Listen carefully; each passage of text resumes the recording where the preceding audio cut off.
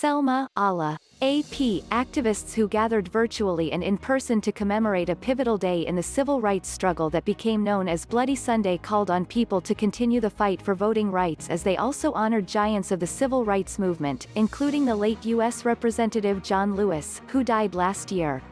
The Selma Bridge Crossing Jubilee marks the 56th anniversary of Bloody Sunday, the day on March 7, 1965, that civil rights marchers were brutally beaten by law enforcement officers on Selma's Edmund Pettus Bridge. Lewis, the Reverend Joseph Lowery, the Rev. C.T. Vivian, and attorney Bruce Boynton were the late civil rights leaders honored on Sunday. The day became a turning point in the fight for voting rights. Footage of the beatings helped galvanize support for passage of the Voting Rights Act of 1965.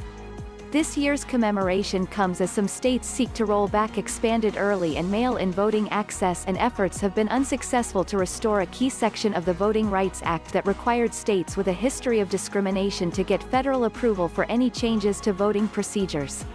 Many speakers throughout the day's events emphasized the need for continued activism to protect voting access.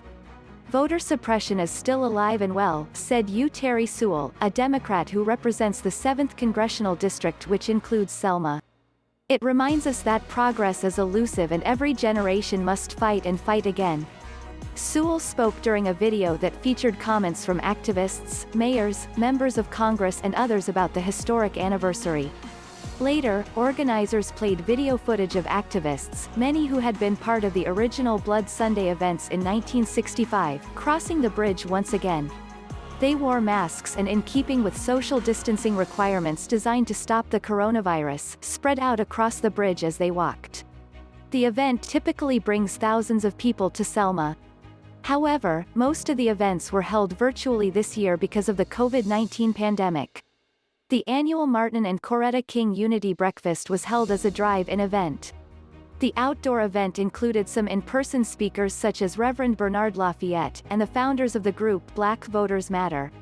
Cliff Albright, one of the group's founders, spoke about the continued need to fight for voter access.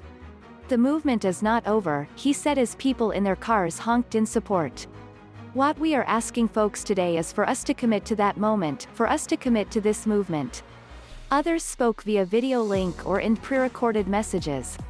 President Joe Biden appeared via a prerecorded message in which announced an executive order aimed at promoting voting access.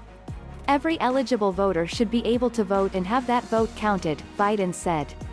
"If you have the best ideas, you have nothing to hide. Let the people vote."